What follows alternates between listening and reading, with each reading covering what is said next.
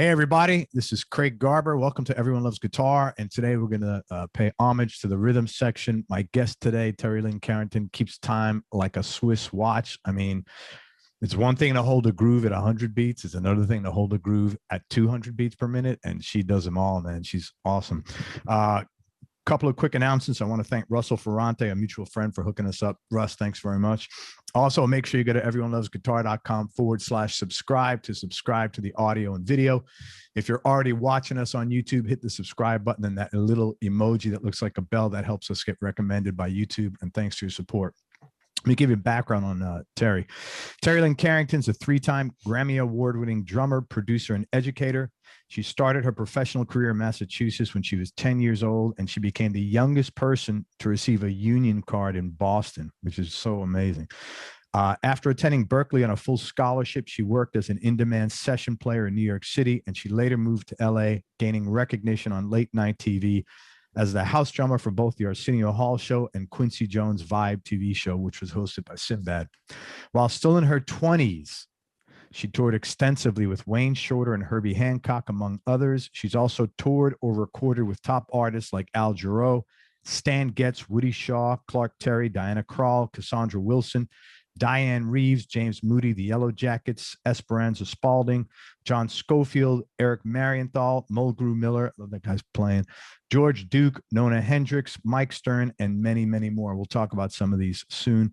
Her 2015 release called The Mosaic Project, Love and Soul featured performances of iconic vocalist Chaka Khan, I should say, Natalie Cole, and Nancy Wilson. Terri's a professor at Berklee, where she currently also serves as the founder and artistic director of the Berklee Institute of Jazz and Gender Justice, which recruits, teaches, mentors, and advocates for musicians seeking to study jazz with racial justice and gender justice as guiding principles. She's also the artistic director for the Carr Center in Detroit and for Berklee's Summer Jazz Workshop. Now, she's got a new album out. It is very heavy and very good. Her new album is called Waiting Game. It's her 9th solo record. It was done with her band Social Science. It won a 2021 Grammy for Best Jazz Vocal International Album, and the album was recognized as one of the best jazz releases of 2019 by Rolling Stone, Downbeat, and others. Terri was also named the Jazz Times Critics Polls Artist of the Year, Jazz Artist of the Year by the Boston Globe, and Jazz Musician of the Year by the Jazz Journalists Association. Terri is the first, and I think the only woman to win a Grammy for Best Jazz Instrumental Album, which she did in 2014 for her album Money Jungle, Provocative in Blue. Wow, I'm exhausted. Thank you so much for coming on the show. I really appreciate your time. And thank you so much for all the great music you've put out over the years. Thank you. I'm exhausted listening to you. Most people are exhausted listening to me. You're not but alone. I do have one correction for you. Yeah, please tell me. Because I think you said that Waiting Game won a Grammy for Best International Album, but we were nominated for the 2021 Grammy Awards, but we did not win what's the word I want to use? Noble loss to Chick Corea. Okay. But we did win the Edison Award, and that was for international album. So maybe there was some crossfire or cross references going on there. Thank you for telling me that. And congratulations. So you started playing saxophone and piano very young, and then you switched to drums at the ripe old age of 7. And I know you come from a musical family. For those people not familiar with your background, and I'm sorry, I hope this is the only question that you've been asked 100 times before in our interview. Can you please just talk about how all that happened at such a young age? Well, I think it was a bit of a perfect storm where my father played drums and saxophone, and my grandfather played drums. And so music was in the house, and I just grew up with it. My grandfather passed before I was born, but I basically come from a jazz family, and it's always easier when you have that kind of background and that kind of support.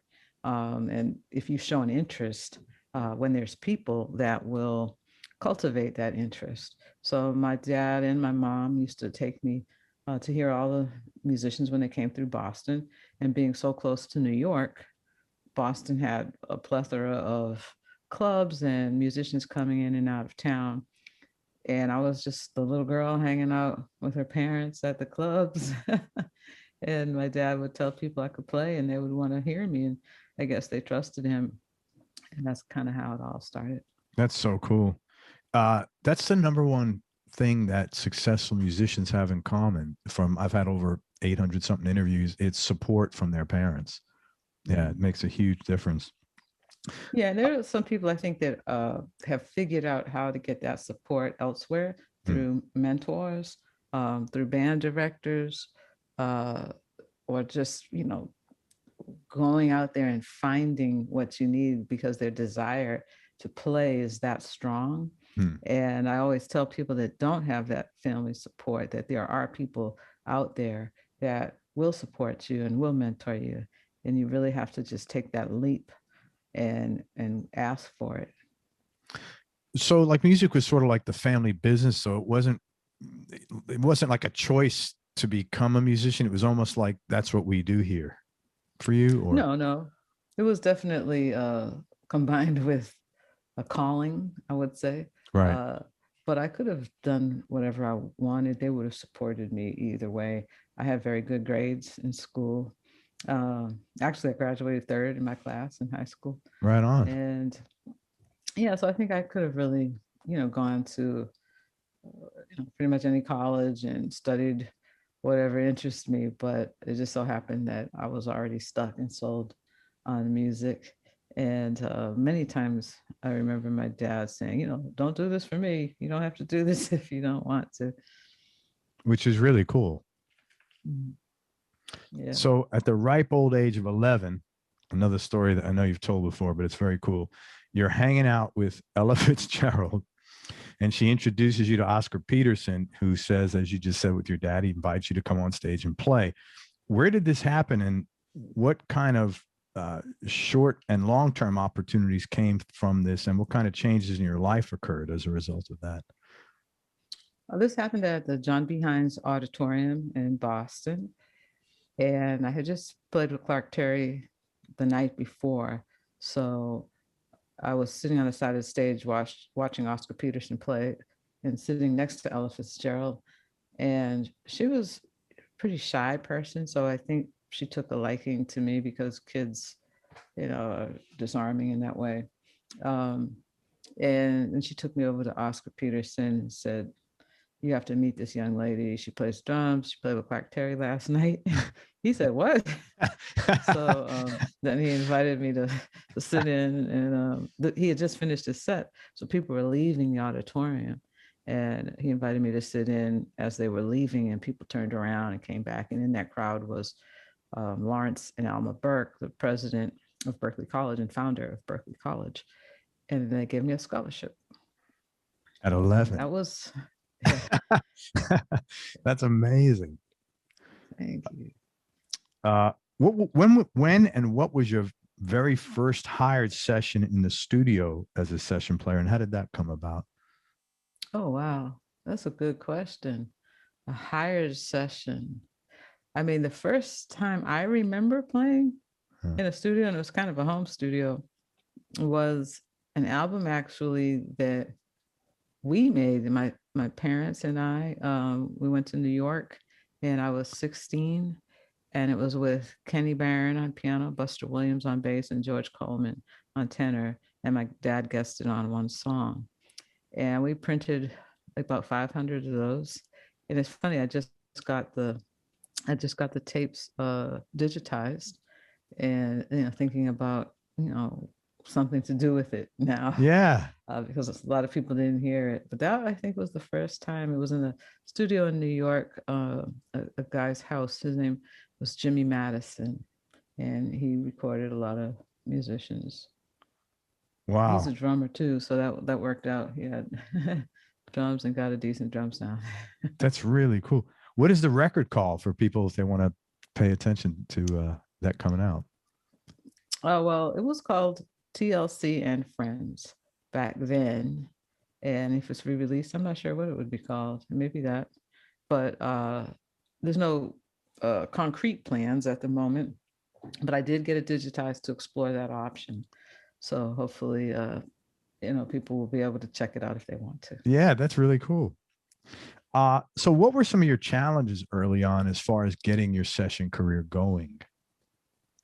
Well, I don't really consider myself a session musician. I don't really consider that as a part of my career. I played a lot more live than, I didn't do a lot of session or studio work when I lived in LA. So I lived in LA for 17 years. And I think that studio work was pretty locked up by so many great studio session drummers. That's what they did. But a lot of them couldn't go out and play with Wayne Shorter or Herbie Hancock. So I was definitely a bit more on the live scene. I did do a few cool dates while I lived in LA, movie dates. One was The Hurricane, Denzel Washington film. Oh yeah, what an awesome movie that was. Holy, that was very cool. Yeah, and it was interesting because the composer was Chris Young, and he plays drums, and he studied at Berklee back in the day before me. And he studied drums with Alan Dawson. So when he wrote this film score, he wanted somebody that had studied with Alan Dawson to play, because it was the kind of these syncopation coordination exercises that Alan taught us. He kind of weaved that into the film score somehow. So he needed somebody that knew exactly what that sound was. And that was the first time I ever, got a gig based on who my teacher was. Yeah. And yeah, but I did a lot of, well, not a lot, but I've done, some cool jazz records. My first recording, well, I don't know if it was my first or my second, but my first 3 recording dates, I think, outside of the one I just talked about. One was with Mulgrew Miller, called Work. Another was with Rufus Reid, called 7 Minds. And another was with another bassist, Reggie Johnson. And those were my first memories of, being in a Rudy Van Gelder studio in New Jersey.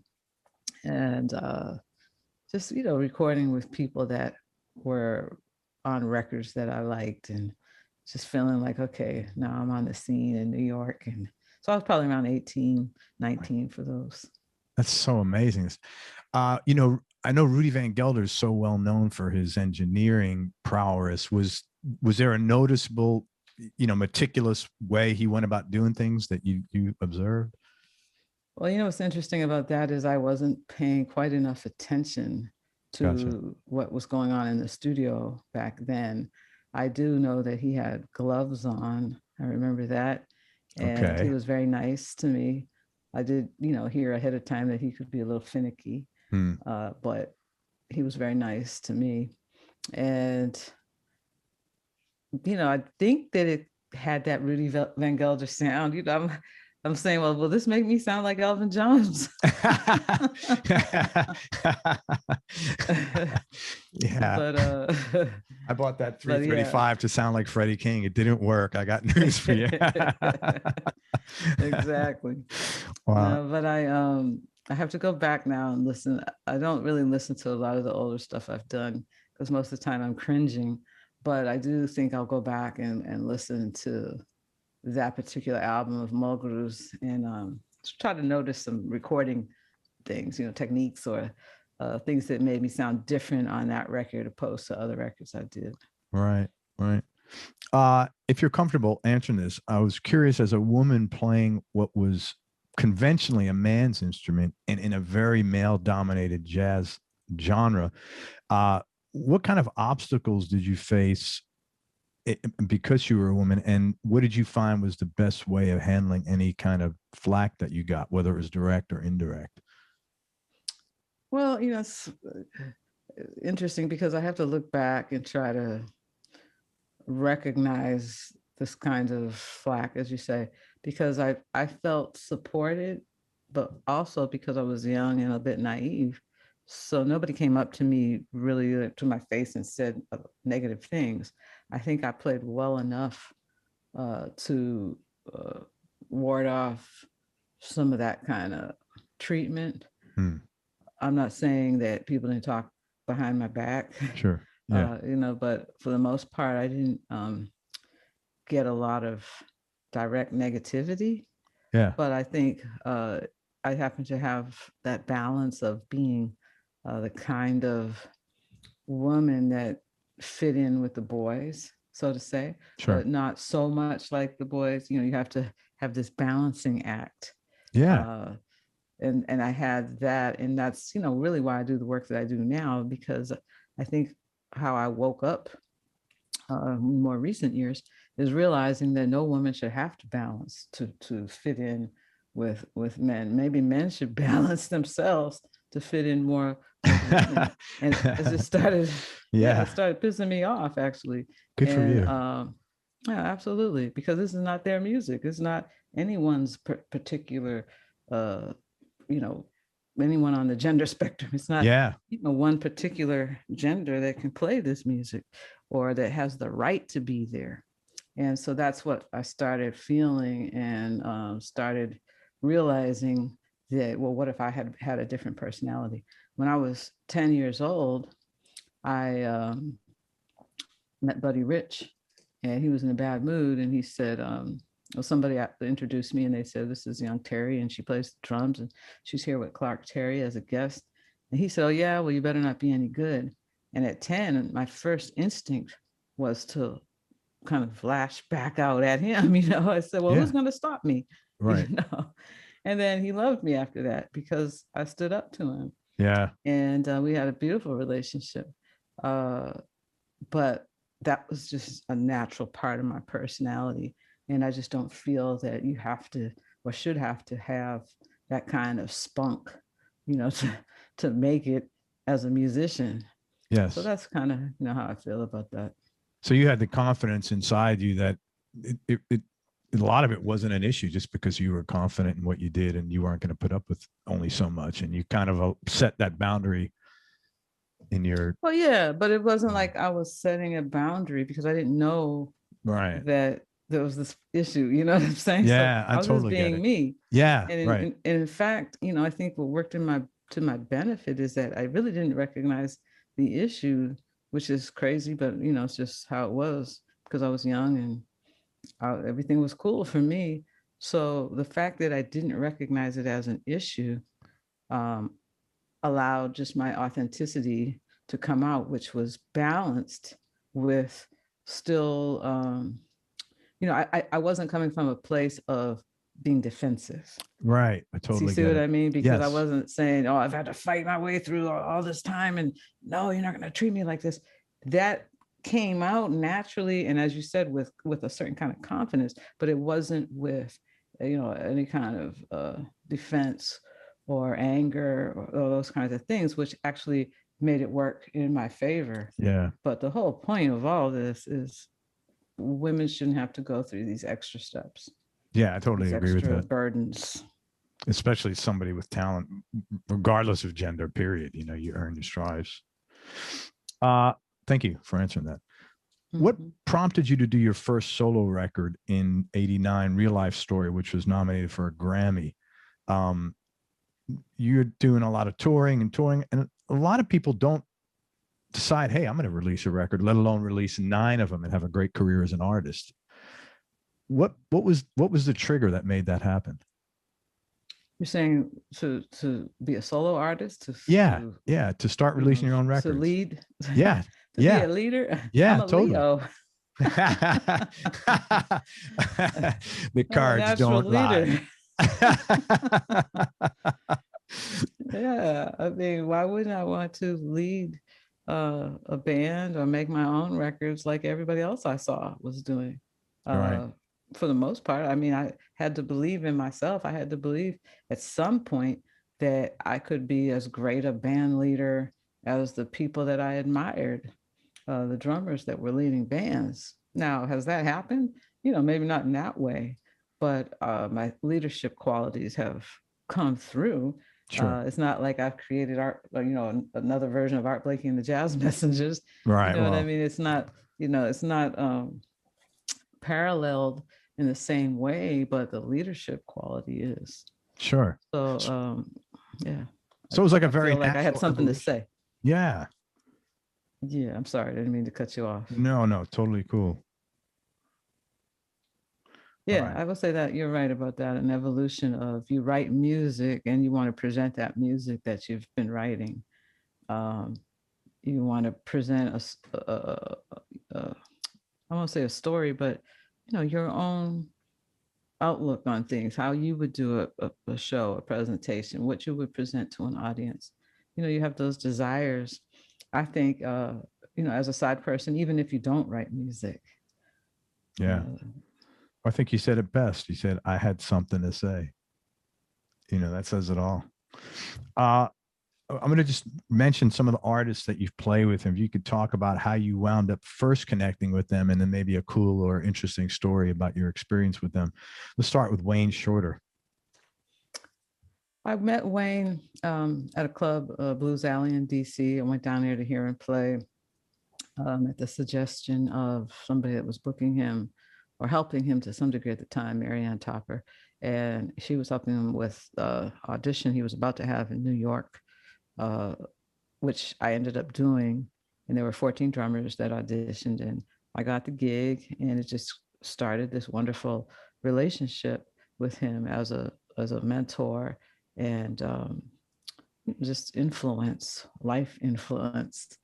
And I just had so many amazing opportunities to tour the world with him and learn from him and just develop as a musician. So he's somebody very, very important to me still to this day. What's the most important thing you learned from him? Oh, goodness.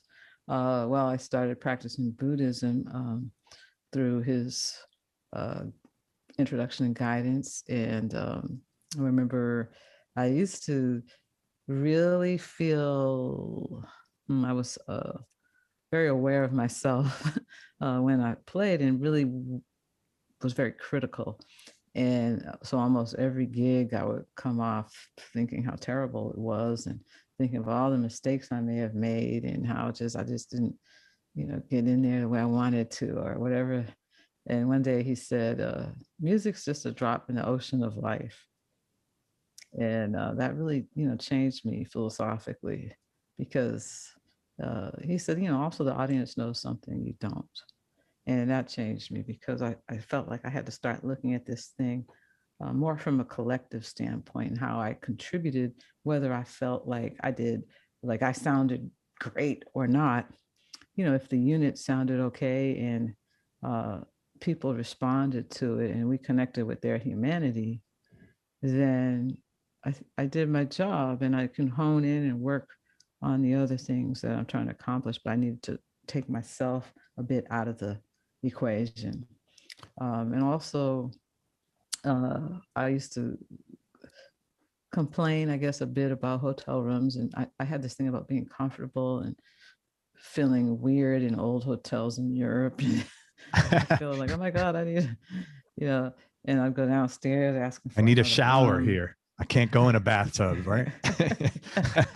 Yeah, right. Whatever the cases were. And then one day he said, what's one night in the eyes of eternity? So there's just all kinds of, very things that, yeah. Do you still practice Buddhism? I do. I'm a practicing practitioner, meaning like I'm an aspiring practitioner now. I mean, I used to practice daily, and now it's definitely not daily, but it's still the philosophy that I live my life by. Right. And I'm still an aspiring Buddhist. Because I got to tell you, as soon as you got on the call, your presence is like totally calming. Oh. So I was like, because I pick up on vibes like that. I was like, wow, and I always want to be prepared. So I'm always in the beginning of an interview a little bit, I'm critical. I want to do a good job. I want to make sure that I show all my guests the respects they deserve. But like you came on, I was like, wow. And it's funny because I had someone else on the show. I'm not going to say who, and they were supposedly a practicing Buddhist, and they were so stressed out. And I was like, this dude is not, I don't know what school of Buddhism he went to, but he is like way off the charts, stressed out here, man. Because you can feel that vibe, you know, when people putting that out. So Yeah. that's a great story. He taught you some good stuff. Oh, absolutely. He's a genius and a sage and just a wise human being, somebody that and anybody can learn from. Yeah. Music is just a drop in the ocean of life. Yeah. That was very cool. Herbie Hancock. Well, I met Herbie. Well, I met him when I was younger, but I was reintroduced to him by Wayne, and we played an opening of a club, Samba y Saudade, in Los Angeles, which was Wayne's sister-in-law's club. And we played 2 nights together. And I think that was the first time. Well, it was definitely the first time I played with him, but I think that was the beginning of more opportunities to play with Herbie. And eventually, it's interesting because I was playing with Stan Getz, and Stan passed away. And I had a whole summer tour planned with Stan. And so I found myself without any work that summer. And I did, it's funny, I did a show that at the time paid me more money than I had ever gotten paid, because it was an all-star show with Wayne Shorter, Herbie Hancock, and Stanley Clark, and myself. Oh, wow. And it was in the Caribbean. And it was just a thing where you get this, you know, great hotel. And for them, it was very little money, but because they were who they were, you know, are. And for me, it was like the most money I had ever been paid. And for them, it was just like a vacation with their wives. Right. But yeah, but that led to me touring with him that summer, because while we were out there, he said, "Hey, can you recommend some, you know, young drummer?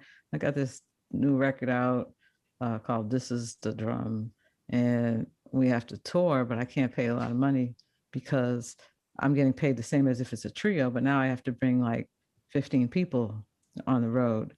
So to support this record, so I need somebody young that's not expensive." And so I thought about it really good.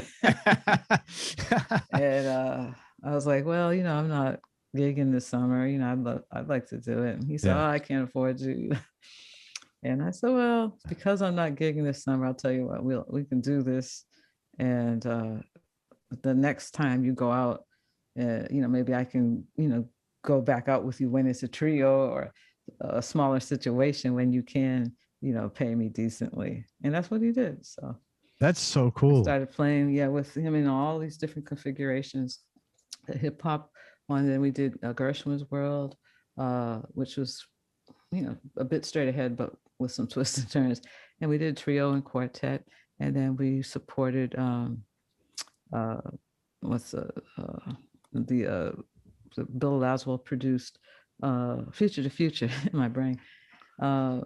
And then that's my dog knocking at the door. I'm gonna let him in in 1 second. But and then after Future, and I did Headhunters, some of the Headhunters shows. So I just had this great, well-rounded experiences with Herbie. So he made it up to you, sounds like, more than, or oh yeah, absolutely. Yeah. I had cool. I had so many great experiences that and that one was fun too. It was a lot of fun, actually. It was great for me to play with a click for the first time. You know, looking back at it, it really did help my studio playing as well, because when I came back from that summer tour, my time was definitely more solid and I was more comfortable playing with a click. Yeah. You mentioned Stan Getz, and I had him on the list because I know I saw some interviews with you, and you had it seemed like you had some good experiences with Stan. Sure. Well, Stan, you know, he's definitely a character. And by the time I started playing with him, it was toward the end of his career. So many crazy stories about Stan that I had heard were not apropos anymore, because he had stopped drinking and was a different guy. But just, you know, playing with somebody that's that naturally talented, and the history of bands that he always had great bands. And I have some favorite clips online of Roy Haynes playing with him, with Gary Burton, and this particular tour was supporting an album he did on A&M that Herb Alpert produced, one of his last albums. I think it was a double album. It had a lot of large ensemble pieces that Eddie Del Barrio had arranged. So we were all on tour with Kenny Barron, and Alex Blake was on bass, Kenny Barron on piano, and Eddie Del Barrio, and another keyboardist, Frank Rossellini. And they were playing all the woodwind string parts, and it was a lot of fun supporting that record. And somebody bootlegged it, and I think it's out. Something that I never got paid for. No. Yeah, somehow. But you know, when you do shows, sometimes there's deals that are signed by the artist, you know, where somebody can record the performance, and it may have a stipulation in there that they own it or can do what they want with it, and the side musicians don't know anything about that. So because Stan had passed, Kenny Barron and I always joke around that we never got paid for that. He may have, he was looking into it, so maybe he did, but I just let it go. Yeah, what are you gonna do? I mean, you did some work with the Yellowjackets. I did, when they were in between drummers. That was a lot of fun because I'm such a fan of their music. And you and Jimmy, I can't imagine what that guy, and in addition to being just an amazing player, he's such a sweet man. He's just the guy. He's one of my faves. Yeah. Totally. Yeah. He's really beautiful. And yeah, we did just like, I went out with him a couple of times. One was about a week in the States, and then we went to the Dominican Republic as well. And yeah, I think I got that like brother sister connection, you know, with Jimmy. And I did a project not too long after that called Structure that I asked Jimmy to be a part of. So we toured Europe again with that, and that the album has Greg Osby and Adam Rogers on that. Adam's such a player, man. Oh. Yeah, he's amazing. But he wasn't able to do the album, and Steve Kahn did the tour. But it was just a blast playing with Jimmy, you know, on these tours. He's one of my favorite interviews I've had. He's just like radiates, like he's just such a class act. Everything about the guy, man. He's just a wonderful human being. He really, truly is. Yeah. And then one more, Nona Hendryx. Oh man, Nona. Well, it's funny because she remembered us meeting before I did. I thought it was the first time I met her, and she told me we had met, which might have been at a show in LA somewhere. But she came to Berklee and did. There was a Women in Rock show, and it was put on by a Berklee professor, Kedison Kai, at the time. And she's no longer at Berklee, but this was one of my first big shows, so to say, at Berklee once I came back to teach. And it was so much fun because it featured Nona, Joyce Kennedy, Saida Garrett, Michelle Ndegeocello, Cindy Blackman, myself, Kedison sang. I wonder if I'm forgetting someone, but I just remember that whole 2 days of rehearsing and playing. And I do remember too that Michelle and I were excited about playing Transformation with Nona, and we had this really nice groove on this during the sound check and rehearsal. But then the evening came, and it was okay, but it wasn't the same. It wasn't quite as funky as the rehearsal.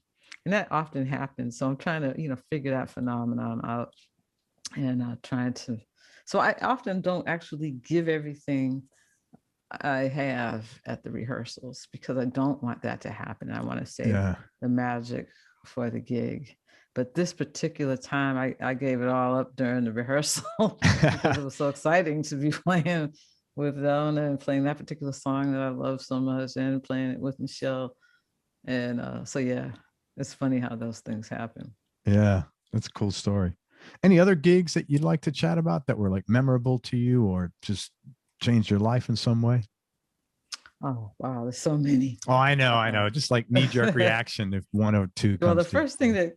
the first thing that came to my mind was playing a gig with Bill Withers because I was Oh, such a fan of all of his music, and he was in retirement. And he came back out. There was some rich dude that wanted him to play his birthday party or anniversary or something, and he said no, and the guy kept upping the money for him, and it got to a point where he couldn't say no.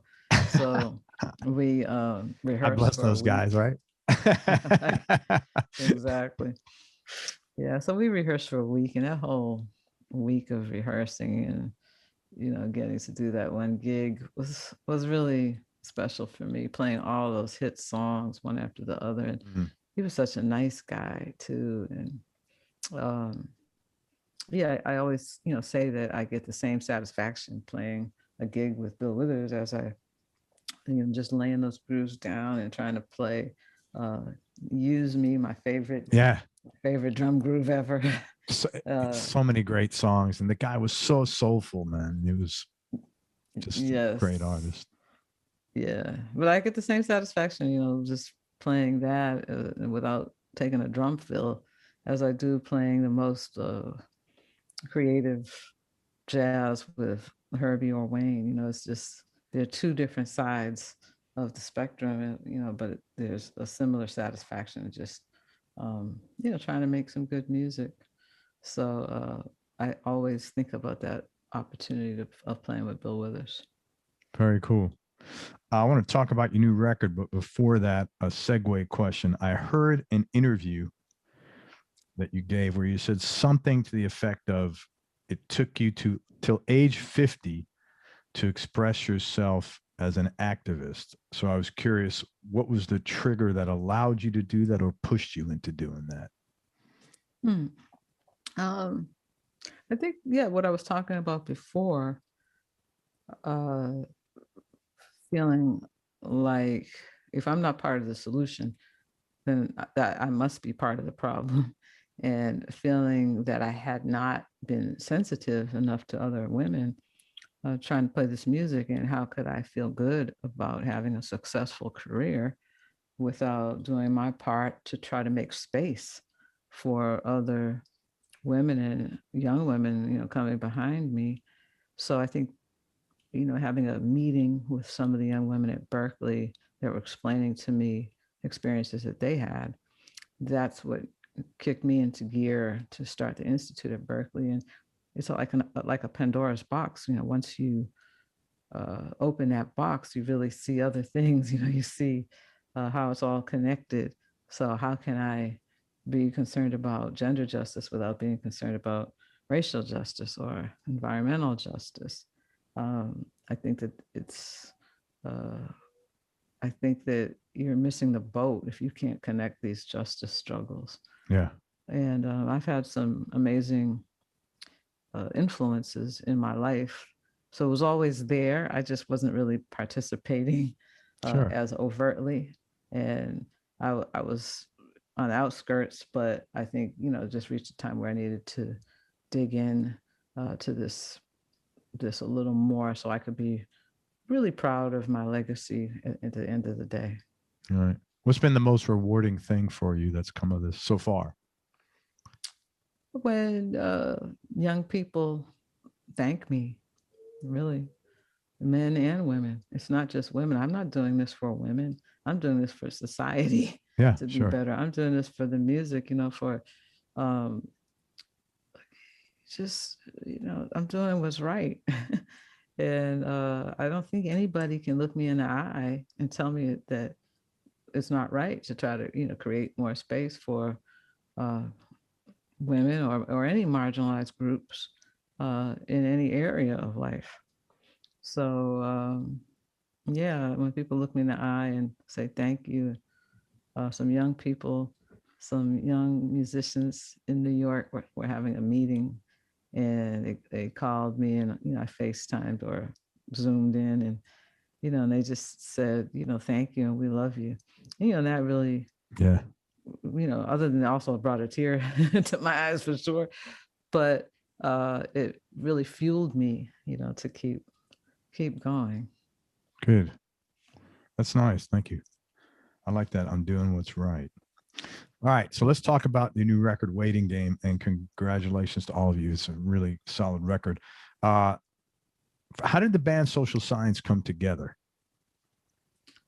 Through talking and hanging out on the road with Aaron Parks and Matthew Stevens, and just feeling a special musical connection with these two guys, but also a personal connection, and having conversations where I felt like, we're all from different walks of life and different places, but we agree on these issues. Right. And, and we show respect and love for each other. And I love the way you play too. So let's just, figure out a way to do something together, because we're like-minded, and, just felt like there was something there that we could accomplish together. Right. And we brought on Morgan Guerin next, and he's a multi-instrumentalist, plays saxophone and drums and bass. And then after that, Debo Ray, a vocalist, who's amazing, and she sings in a lot of different languages, like 30 languages. You serious? And yeah. Oh my God, I'm struggling with one. That's amazing. Yeah. She's in a group called Women of the World, and they sing in all these languages. And then Casa Overall was the last to join, and he really, brought. He's great. Yeah, jazz meets hip hop aesthetic to the group, and that's really where he lives. So, and I knew Casa for years from his work with Jerry Allen too. Very cool. So there's also a number of guests on the record. You have like Malcolm Jamal Warner, Michelle Ndegeocello, Kokai, Esperanza Spalding. Were you thinking of working with any of those artists before Waiting Game, or did that just sort of come up along the way organically as you made the record? I think mostly it came up organically. There are people that you're friends with and have worked with, and everybody has their own crew, so to say. Yeah. So it's natural to go to some of those people first. Malcolm was on my album Jazz is a Spirit that came up on the ACT label a good 10 years or more before, more than that, I guess. Probably at least, now that I think about it, about 17, 18 years ago. And then Kokai is somebody I knew over the years, and had just worked with him on a song that I was producing on Gregoire Marais' album. So we had just worked together, and reestablished, connection. Rhapsody, I had met her for an international jazz day that we did at the White House, and I stayed in touch with her. So I think this, things just come together. Maimouna Youssef was actually the only person, Mumu Fresh, that I didn't know. And it's a lot harder to find, get to the people you don't know. I had to track her down because she didn't know me, from a hole in the wall. And I had to get 3 different people to call her and say, I know you don't know Terri, but she's cool. Can you, take her call? That's isn't it such a small world? Like I said, I got Kokai coming on here 1 week this time today. I mean, it's like, I couldn't believe it. I was like, how is this all connected? But it's such a small world in music, ultimately, it's really, we're a community, right? I mean, music is a community. We have our different areas of expertise and different styles and genres but ultimately it's a community. And I think that proves itself to us all the time. Yeah, I think so. I agree 100%. So I know this record was done prior to COVID, but did you guys record this live, or was it remotely, or what was the process? We went in the studio We had done some live gigs, probably at least, I don't know, maybe 5 or 6 live Okay. shows over the course of a year and a half while we were writing the music. And then we went in the studio for 3 days and, cut some basic tracks. And I did a lot of editing and replacing. I mean, I went back in the studio many times to replace my drums. It really turned it into what I was hearing, but the foundation was there for sure from the studio sessions. And there was a couple of songs we added after the fact. So we had another studio session probably about 7 or 8 months later for stuff that we had written after the fact. And one thing that was very cool is the album B, the second album of the double album. We just improvised for an hour, and it just so happened that Esperanza Spalding was in town and it was a snowstorm, so she couldn't do her event and she was just hanging out. So she came to the studio with us, and I said, let's just improvise for an hour. And we made it to about 45 minutes or so, and that's B, and then we orchestrated it. That's so cool. Good stuff. Good how everything sort of fell into place, snowstorm. Sometimes these unpredictable things that like change your whole direction of whatever you're doing. Yeah, I believe that the universe unfolds as it should, and it's something that's written in the Desiderata, which is, I guess you could call it a poem. Poem, yeah. Max Airman, and it says basically that the universe unfolds as it should, and I really believe that. Do you think? Let me ask you a question on that, if you're comfortable. Do you think it unfolds as it should more if you're in the right place? Like if you're sort of like doing what you're supposed to be doing? And I don't know if that even makes sense. Sure, because it doesn't unfold as it should for everybody, because circumstances are so out of pocket and so not in their favor in the first place, right? That it's more difficult for that. It's actually kind of a privileged statement to make, because it's assuming that there are basic things intact, so that you can have a faith, yes, that things will unfold as it should. But if you are in a situation, especially one based on oppression, then it's much more difficult for things to unfold as it should, because you don't have that faith anyway. Right. Yeah. So yeah, I think it means, on the scale of you're moving through your life and you have forks in the road, and you're guided somehow mystically and with some wisdom that you've attained along the way of which way to go, or to kind of accept when you've taken a path, or a path has been created for you due to circumstance, and accept that maybe this turn here means that there's something down the road that I haven't seen yet, and I don't want to be stuck on wishing that I had taken this other path. Right. And that's kind of what I mean. I like, if I don't get something that I am aiming for, rather than dwell on that, I just accept that all that means is there's something else, down the road that I wouldn't see if I hadn't taken this path. And my mother always said, what's for you won't go by you. And so I just have faith in those things.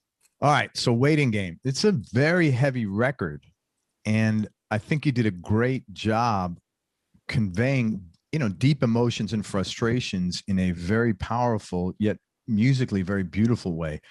And I was curious, because when you do something like that, it's not an accident. There's a ton of effort involved in making that work. And I was wondering what the biggest challenge of maybe composing and arranging that record was, giving consideration to the heaviness of the material and the beauty of the music. Wow. Yeah, I think just honing in on the ideas, on the musical ideas, and trying to make sure that the music ideas felt as strong as the content that we were, the messages we were trying to convey. Because I think sometimes a lot of people have great social justice messages, but sometimes the message is stronger than the music. So I wanted to try to make sure that the music matched the message in some way, and not in a way that felt really heavy or dark. So I wanted to make sure there was light in the music as well. So that was one challenge. Another, is always just getting people involved, like the guests, and the just different things you have to go through. Some people are a lot easier than others. Getting people, if they're sending you tracks, to kind of produce from a distance, produce remotely. So to get somebody to send you what you want, you then have to go back to them and ask them to do something again, and those kinds of things, because you have to handle those situations with care, or you may, I don't know, not get what you want or damage a relationship. Sure. It's all that kind of work that goes into making a record like that, with so many collaborations, and even just collaborating within a band setting, trying to trust your own judgment, but also trust your bandmates' judgment. Are you good about letting go? To a degree, yeah. Yes. I mean, when I'm really convinced and convicted about something, I think, I'll go as far as I need to make other people see my point. But for the most part, I surrounded myself with amazing musicians and thinkers. Yeah. So it was truly collaborative, and I don't think I would ask them to be in the group if I didn't trust their musicality. Sure. You did, honestly, it's an amazing job, because that is very heavy. And you're right. That's a common problem, where the message is so heavy and the music doesn't, it's angry. And it takes away from the message. This is like really a perfect marriage. So congratulations to all of you. Thank you. Trapped in an American Dream. After I heard that, I think I emailed you, like, your drumming on there was like off the hook. It was, it was amazing. I mean, I couldn't even figure out. There was like time signature changes. What's the time signatures in there, man? It was not like 4/4, I don't think, was it? No, it's all in 5. It was 4. I gotta go. Okay. See, but now it's weird, because it does. I tried to do it in a way and make beats that sounded like they were going to be in 4, and then something else. So you're supposed to just not feel that it's 5/4 the whole time. And it's also a combination of how Aaron Parks wrote the arpeggiated line and how you feel that. So it's the groupings. Yeah. Yeah. So it's funny, because I think, you have to spend time finding those grooves and things that coexist with the other things to make it feel like circular, make it feel like there's no beginning or end. Yeah. So people aren't focused on, clapping their hand on 2 and 4, but they still feel the pulse. So you can still move to it, and it doesn't really matter what time signature is it. It didn't, but I was trying to, like, for my own, now that I have like the cliff notes, the cheat, I'm going to go back, because I was like, I don't know how I'm not a drummer, but to keep time to that, it was pretty difficult. I mean, and it would, like, I opened this interview, you're like a Swiss watch, it was like, and it was just, that's really difficult, from a musical standpoint. It was pretty cool that you all did that, man. Oh, thanks. And, for something like that, I think that's part of me that produces too, in thinking more like how you would produce a pop project, or, a band that gets together and practices in the garage or wherever all the time. And then they really develop these parts, in the songs that feel like parts and not like you're just jamming. Yeah. This is something that maybe develops over time. And so I wanted that band approach, that feeling where you find these little things, because so often, I've always wanted to be in a band, basically, for reasons like that. Because so often I'm just hired to do something, and I just come in and I have to do it, or a short tour, and I find my way real quick and find my parts, and then, or I'm copying what somebody else did on a record, or but in a band, you have some time to develop these things, and they become parts, and they become signature to the song. And that's kind of why I wanted to have something that felt like a band. It was great. And I saw the NPR thing, which was really cool. It was really funny. You're like, Yeah, this really is a tiny desk. That was funny, but to see you play that live, it was again just the time signature thing. Everybody was in the groove. That was just like pretty cool to watch that. You know, that was really good. And then, you know, what's funny about that is there's another song on the record. It may even come right after it. I think it may. Bells? Oh, you're right. No, Bells doesn't come after it. I mean, Bells does come after it. Bells comes, yeah. After, maybe it's the fourth song. But anyway, Purple Mountains. And that's in 5 as well. And you shouldn't feel that either. Yeah. So we joke around with each other saying maybe we're the, you know, band that seems to only play in 5/4. Hey, whatever you're doing, just keep it up. It sounds great. You guys have a great groove together and you're really tight, which is nice. You know, really tight. So that's always great to listen to. Excuse me 1 second. My pen ran out of ink. Let's talk about Bells. So that lyrics, again, very heavy, very emotional there. The song's about senseless killing of Black youths in the name of justice. I was curious, did you write the music first and then the lyrics?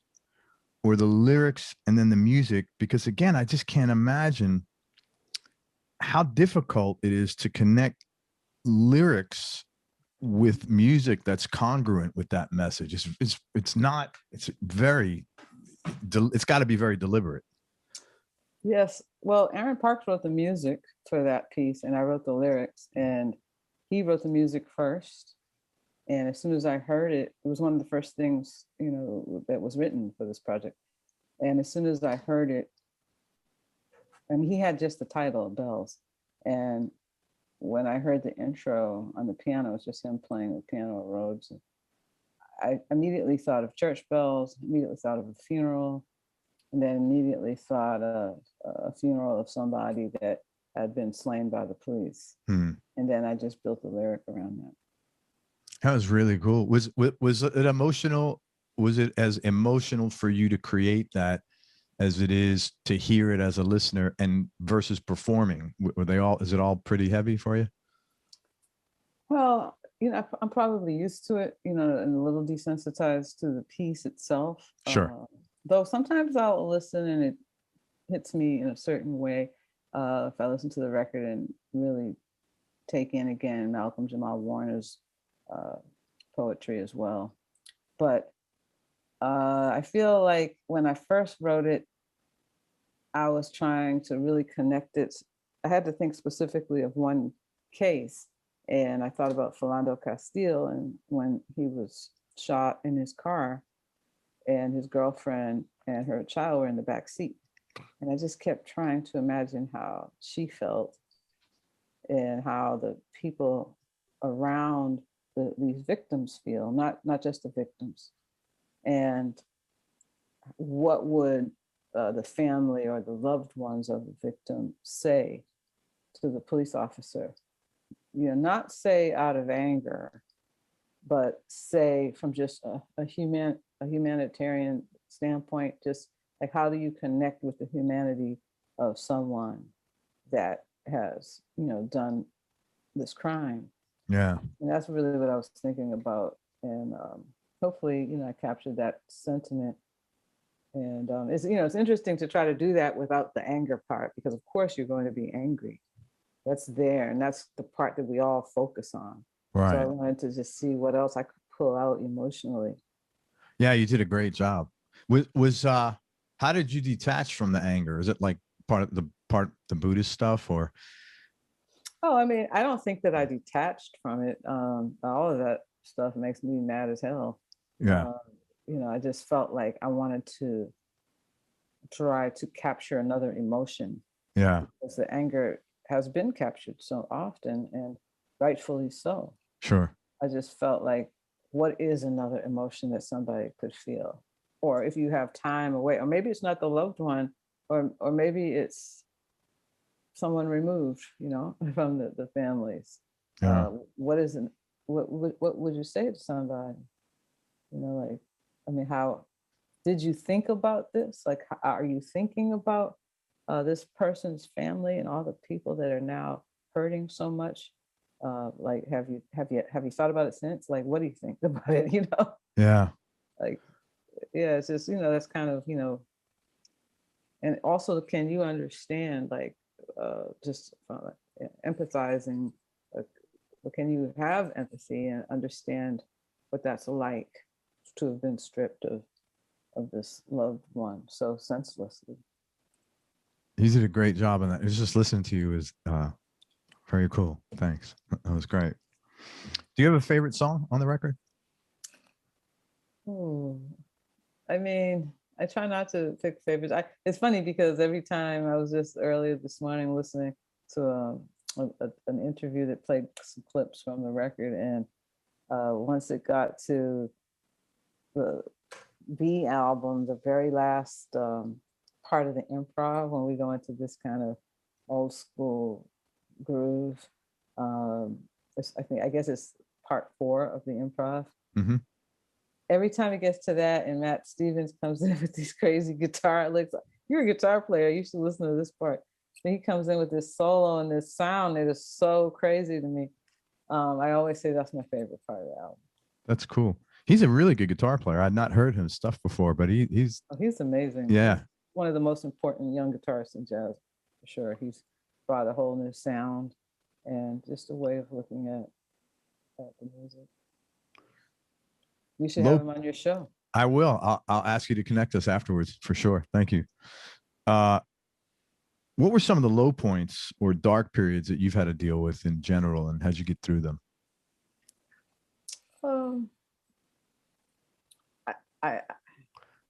I don't want to lie and say I haven't had any dark periods. We all do. Everybody's struggles are different. I am so focused on all the wonderful things that have happened in my life. It's been so charmed thus far, and hopefully will continue to be. I've been so fortunate, and I'm so grateful for so many things that I tend to focus on that part. And anything that's painful, I deal with it at the time. I try to not let it linger as much, as I can. And once I move past it, I think I really forget about it. All right. So I could just, list, years of not being able to put a record out because, labels didn't want me, or, I'd send demos and get rejections. And after selling, 100,000 units and, having a successful album, and about 10 years of not doing that, I could, definitely list that as a low point. But how low was it? I was still on the road touring with Herbie Hancock and Jarreau and people during that time period. I could, focus on things that, things I felt like didn't happen, but right. Why would I? Yeah. It's interesting you say that. My younger son was over here this morning talking about something that's bothering him. And I said, hey, man, you got to get through life. You got to have a short memory. You can't hang on to this. That's, same thing what you said. You got to have a short memory because, and it's your choice, right? You can choose to hang on to it. I don't know how that much is going to help you, but you have a short memory and it's gone, So I'm with you on that. Thank you. Musically, is there anything that you haven't done yet that you would like to? Oh man, there's tons of things. There's so many things on the drum kit that I need to, or I would like to focus on and work on and grow. It's a whole job unto itself. And I don't have the time. I can't take on another job right now. I already have about 3 full-time jobs. Seriously. I mean, that's not even a joke. I know. Remember Living Color? Yeah. One job. Yeah. Exactly. I always crack jokes about that very sketch because that's how I feel. But I don't know, those goalposts change. And before it used to be, I would just love a job with kind of an old school meat and potatoes rock band. If I were to just start at the top, I would have said, the Rolling Stones. But since they have a drummer, I would take any of those gigs, with any of those English rock guys. I just kind of like that kind of, I think there's a certain kind of lope that the English rock drummers had, that because most of them studied and loved jazz. You know, that's so true. Because I had like Ian Pace on the show. Mm-hmm. That's his whole environment. He grew up and he's got that swing, you know, it's very true. Mm-hmm. Yeah. Yeah. But I'm not sure that will really happen, but I find ways to incorporate some of that in my own music. So very cool. Hey, tell me the funniest thing that you recall that's happened to you on stage or in the studio. Ooh, you're asking the hard questions. The funniest thing. Goodness. Funniest or most embarrassing or whatever, some funny story. And we can come back to it if you'd like. Oh, well, okay. I got one for you. I got one. It's not funny, but it's definitely a combination of embarrassment and just anyway, I'll tell you. Yeah. So I was playing a show in Tobago, and it was a festival for 3 days. And it was one house band that played with all the artists. So Greg Fillinganes was the musical director. And we played with Angie Stone, Natalie Cole, India Irie,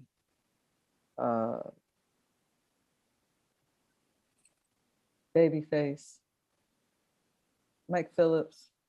And the last night, the headliner was Stevie Wonder. Okay. Oh, that's awesome. Yeah. And so several people in the band had played with Stevie, like Greg Fillinganes, so they all knew all of his arrangements. I had not, of course, and listened to the music, of course, over the years, but the live show is different. The tempos are different. The arrangements are a bit different. So I'm trying to study as much, many recordings as I could find of live stuff. And we didn't have any rehearsal with Stevie, but we did, rehearse once with the band. So we make the sound check. I'm pretty confident, that I know most of the material. We do the sound check, all is well, but Stevie doesn't come to the sound check. Okay. And he has a tech or whatever get his in-ears ready. So we're at the gig, ready to start, and he's there, and they put his in-ears in. And I'm pumped, right? I'm playing with Stevie Wonder. I was just, nail this. I mean, he's used to this drummer, and I'm just gonna And we start the first song. He kicks it off, and I'm just like, oh. And Stevie starts like, he starts pulling out his ears. He said, "Turn the drums down." Oh my God. And I was like, oh my God, like, if I make Stevie Wonder go deaf, yeah, that's not like good. The worst thing in the world. That's not what you want to have notoriety for. Yeah. Exactly. And so that was like the beginning of that gig. And, we get through he got it adjusted. We get through a good portion of the gig, and I'm feeling pretty good. Then it gets to either Higher Ground or what's the other one? Superstition. Okay. Higher Ground or Superstition. Now they are both 4 on the floor, but different tempos and a different kind of 4 on the floor. And whichever one it was, I can't remember which one was called, I'm supposed to kick it off. Okay. And then I just have this blank in my brain. I couldn't remember how the song went. Like I couldn't remember if it was one or the other. Like right. I was just remembering 4 on the floor, and I just was looking. So Greg Fillinganes was looking at me like, like, cut it off. And I'm like, I got nothing, like. So I'm sitting there, and he's like, so I just started playing 4 on the floor, but however it was, I was playing the opposite song. You know what I mean? So it was the opposite tempo. It just wasn't the right 4 on the floor, and nobody would come in. So I'm just playing, and Greg's like looking at me like perplexed. Stevie's not doing anything. And he was like, superstition, superstition. Oh, wow. And I'm like hearing Higher Ground in my head, or vice versa. Sure. And then finally he just goes, so I just have to stop playing. And he's like, superstition. And I'm like, I counted off. We're having this dialogue in the middle of the concert. And finally he counts it off. And then as soon as everybody came in, I knew I knew what to play. But that was probably for me up there in the more embarrassing moments. Yeah, but statistically, it's pretty normal for that to happen. I mean, you're going to blank. It's easy to blank on something like that, but it's hard, Yeah. Yeah, but it's the only time I played with Stevie before on record and, on some special events, but it was the only time I played a full show of his music with him. So I just wanted it to go smoothly. But it was okay. In the end, I think we did it. People liked it. That's good. Wow. Yeah, I could see you being that. Give me your it's a tough question. Top 3 Desert Island discs just for this moment. Oh, I know. I hate those. I know. Sorry. Just for like right now, like don't worry about like sometimes people are like, well, if I was on a desert island, no, don't think like just like right now, what would you want to what are your top 3 LPs? Oh, that's still hard. Yeah.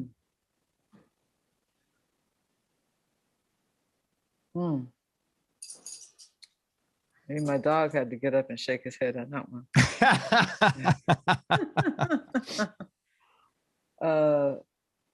Well, I think one would be a Jerry Allen CD. I'm just trying to think of which one.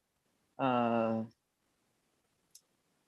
not sure if it would be the Printmakers or Twilight or one of her older CDs, but just her writing is so expansive and just just there's so much in it that she was also one of my best friends and played a lot with her, and since her passing I've dug into her music a lot more, and have that feeling of I wish I had dug into her music like I am now while she was here. Sure. And got to really ask her more questions about it and played some more of this incredible music with her. So I think Twilight, probably, I would say. Sorry for your loss too. Oh yeah, part of life. And let's see, what else? Who else? Oh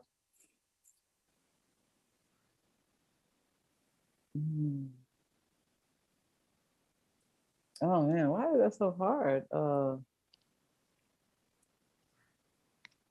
It's just so much great music. If I'm trying to think of what kind of hip hop album I probably want some kind of hip hop album. Probably one by The Roots, or maybe one by Missy Elliott. I used to love this Missy Elliott album. So Addictive. I think that could be one of them. I get my little dance on. Now this is where the pressure is like it's really tough now. Yeah, if I say probably anything with Roy Haynes on it. Okay. I think if I had to have 3, I would want to just hear some great drumming by Roy Haynes. Very cool. Thanks. What do you think is the best decision you ever made? At the moment, what pops. I mean, I've made a lot of great decisions. Yeah, you sure have. Because I feel like I go with the energy of the universe. So I feel like I'm guided with my decisions. So they're not even just mine. Yeah, I get that. You were very fortunate. You seem like you had that. You were wired into that early. Yeah, it's just really deep. Yeah. I to the point like I really want to be careful of other things I think about because, it seems very connected. It's like almost to the point like I can think about somebody and they'll call me. Right. About them hard enough. No, that's good though. Yeah. And the thing is, if you're willful about stuff, it doesn't usually work out anyway. Right. I mean, that's been my experience. If you kind of just like do what's organically natural and what like the universe is guiding you to, I think things tend to just be smooth, less stressful. That's for sure. Yeah, and it points us to there's so much more happening than meets the eye. Totally. So I think that if you have any doubts or you're running through life thinking that you have a handle on things and it's, just kind of what's in your immediate world. Right. Yeah, I think you got to really challenge those things because I can't see how that's possible. But I think moving back east was probably the best decision I made. Why is that? Well, just a lot of reasons. My career definitely took off more being back east. LA is LA. And as I said, I think earlier, I'm not really a session or studio drummer. So LA was great in its heyday for studio drummers and people that were working all the time that way. It's great if you have a TV show. But now, there's a lot of TV shows in New York, of course, too. But, for me, just getting back east, I was closer to New York, able to go back and forth and be a little bit more connected with a creative energy that seemed more suitable. Yeah. Oh, it's a totally different vibe. I'm being from New York City. Believe me, I get it. I'm not saying it's bad in LA, but if that's your meter, it's really hard to adopt another meter. Yeah, I totally get that. Yeah, and just teaching has been super rewarding. So coming back to teach, and now I started this institute. Yeah, I'm not sure any of that would have happened if I had stayed in LA. So it's important to, like my dad always taught me, be for who's for you. Or he didn't say it like that. Somebody else said it like that. But he said, make sure you surround yourself with people that want to be there. People want you there, instead of forcing yourself in other situations. Yeah, I totally get that. Tough question. Another tough one. What do you like most about yourself? Wow.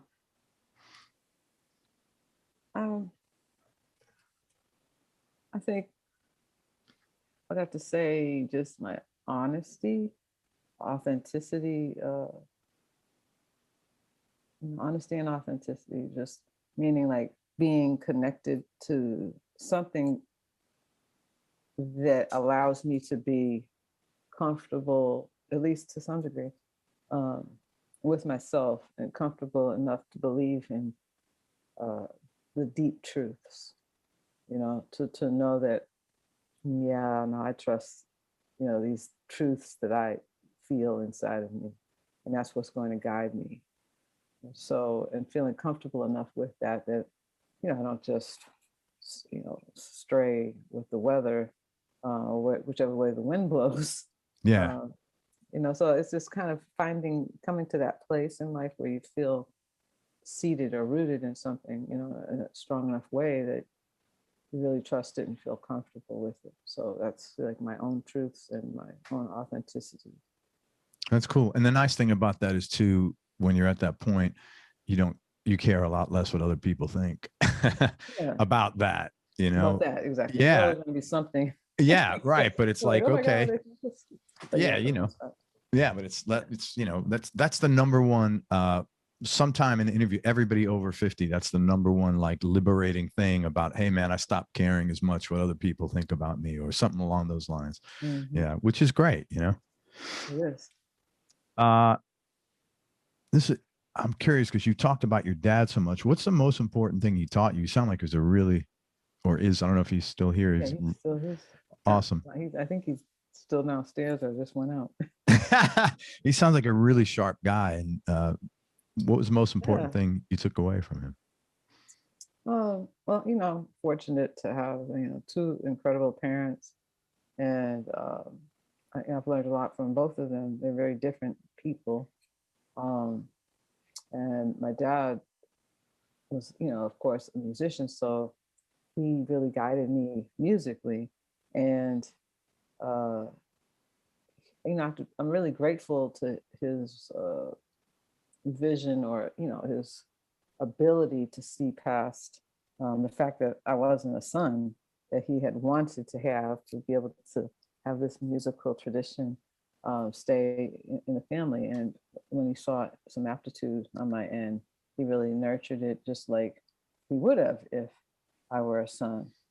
And, and he grows, like he's a different person than he was when I was young, even when I was 18. So he's come along with me on these musical journeys, and I'm, moving forward all the time. So to get him to move forward, and he's now in his 80s,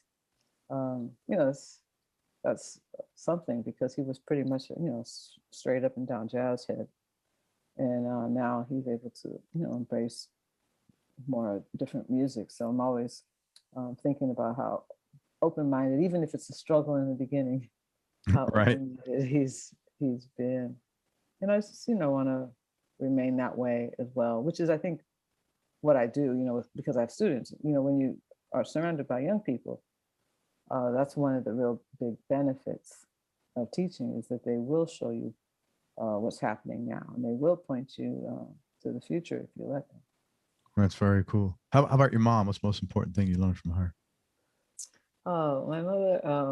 It's nice to see you smile like that. Think about your mom. Yeah, she's an optimist. She's very positive. She sees the glass half full for the most part, and always smiling. And she's not somebody that's dark. She's very light, and I mean, she can get serious. I mean, I wouldn't cross her at all. But so I feel like I'm very much like her, in that way. I told you this earlier. It's been such a nice vibe talking to you. Honestly, I was telling a buddy of mine about our conversation. I said, she's like such an easy vibe, just very nice. I really appreciate, I interview a lot of people, so I really appreciate when you put out that energy. It's like, it's appreciated and not taken for granted. So thank you. So yeah, you're like your mom. Just a couple more questions. Most important lesson life has taught you?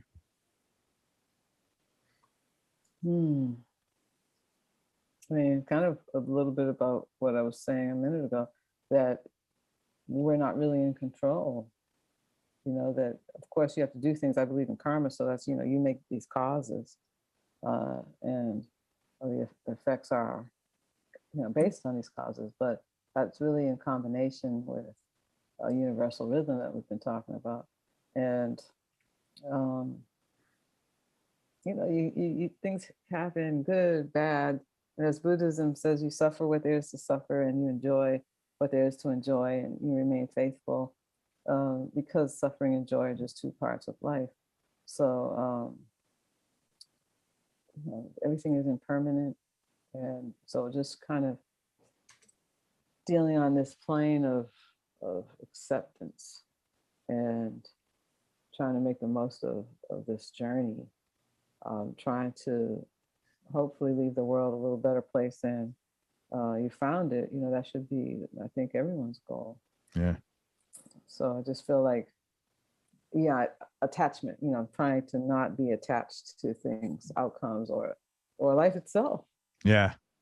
So life teaches me to not have attachments. Yeah, that's a really good lesson. And last question. Thank you so much for everything. It's really been a joy talking to you. Really, thank you so much. Very cool. Biggest change in your personality over the last 10 years, and how much of that change has been intentional and how much has just been a natural part of aging? I think it's a combination. I think if you're aware of yourself, I think you have the opportunity to change, and hopefully, intentionally change for the better. But sometimes life just kicks your ass, so it does whatever it's going to do, and then because of aging. So I think it's a combination, for me. Biggest change?